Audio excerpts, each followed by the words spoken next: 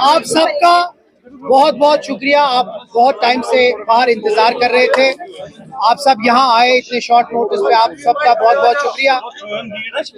आज alliance party के legislature party की मीटिंग थी, जिसको चेयर जनाब उमर अब्दुल्ला साहब ने किया, जिसमें हमारे पार्टी के सदर डॉक्टर फारूक अब्दुल्ला साहब भी थे, अलायंस पार्टनर के, चाहे वो कांग्रेस के थे, नेशनल कॉन्फ्रेंस के थे या इंडिपेंडेंट्स जो एमएलएस थे, वो सब प्रेजेंट थे। मीटिंग में एक थ्रेड बेस्ड डिस्कशन हुआ, जिसमें बहुत सारी चीजों पे तबादलो ख्याल हुआ और इस मीटिंग में दो अहम रेजोल्यूशन पास हुए हैं। एक रेजोल्यूशन जो बहुत अहम है, वो जो कल राज्यसभा में वक्फ बिल अमेंडमेंट बिल को जो पास किया, उसको पुरजोर तरीके से हम अलायंस पार्टनर ने उसकी मजम्मत की है और उसको नकारा है। हम समझते हैं कि वो मुसलमानों के और इस मुल्क के जो माइनॉरिटी है उसके खिलाफ है। नंबर दो, जो दूसरा बहुत अहम एक रेजोल्यूशन है, वो ये है कि हम समझते हैं कि जम्मू कश्मीर का जो लोगों ने मैंडेट दिया है, जो बढ़ चढ़ के लोगों ने हिस्सा इस इलेक्शन में लिया है, उस इलेक्शन, उस वोटिंग, उस मैंडेट की कदर करने की बहुत जरूरी है। और जो भी उसकी इज्जत नहीं करता है, वो यहाँ के लोगों के मैंडेट को इंसल्ट कर रहा है। ये दूसरा हमारा रेजोल्यूशन था और हमने इस रेजोल्यूशन के जरिए हुकूमत हिंद को फिर से रिक्वेस्ट और डिमांड की है कि यहाँ का जो मैंडेट है उसकी इज्जत करना बहुत जरूरी है। ये दो अहम चीज हैं जिस पे हमने बात की है। हमारी जो कोऑर्डिनेशन है, चाहे वो दिल्ली के साथ है या यहाँ की जो एलजी एडमिनिस्ट्रेशन के साथ है, वो बहुत ही एक कोऑर्डिनेटेड अफेयर में है, एक कोऑर्डिनेटेड तरीके से है।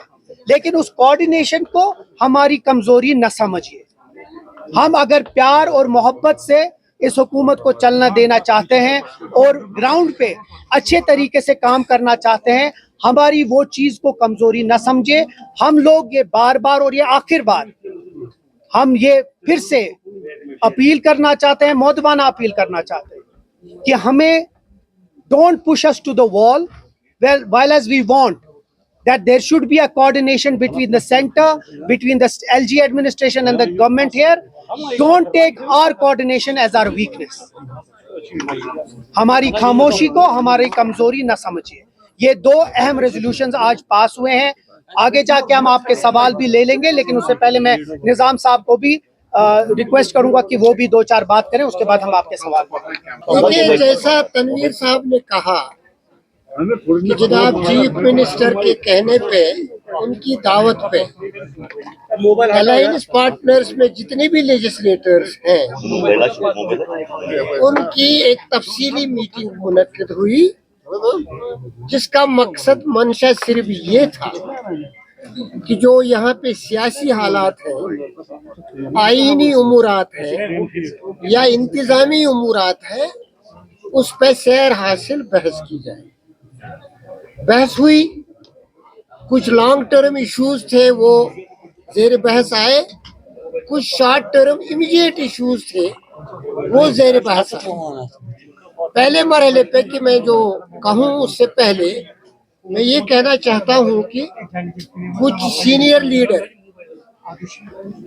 किसी मजबूरी के सबब, जैसे हमारे दो लीडर तारिक साहब और मीर साहब, वो मीटिंग में नहीं आ पाए क्योंकि कांग्रेस की एक अहम मीटिंग दिल्ली में मुनक्किद होने वाली थी। इसलिए मुझे मैंडेट दिया गया था कि मैं कांग्रेस की रिप्रेजेंटेशन करके अपने बाकी एमएलएस को साथ रखूं।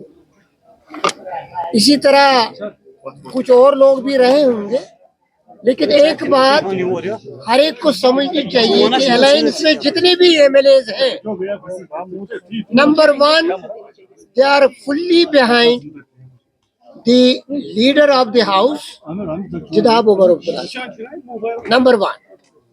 नंबर टू, जो सेंसिटिव इश्यूज हैं, चाहे वक्फ हो, चाहे पॉपुलर गवर्नमेंट का मैंडेट हो, चाहे पीपुल्स एस्पिरेशंस हो, उसके बारे में यूनानिमिटी है कि एक तदब्बुर के साथ दिल्ली के साथ भी मामलात हल किए जाएंगे और राजभवन के साथ भी मामलात हल किए जाएंगे.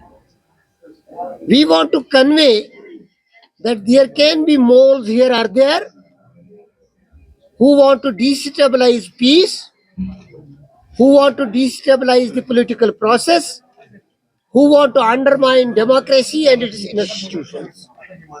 We have unanimously held that legislature, which has a popular mandate, is one credible and acceptable forum above all after parliament, which will take a call.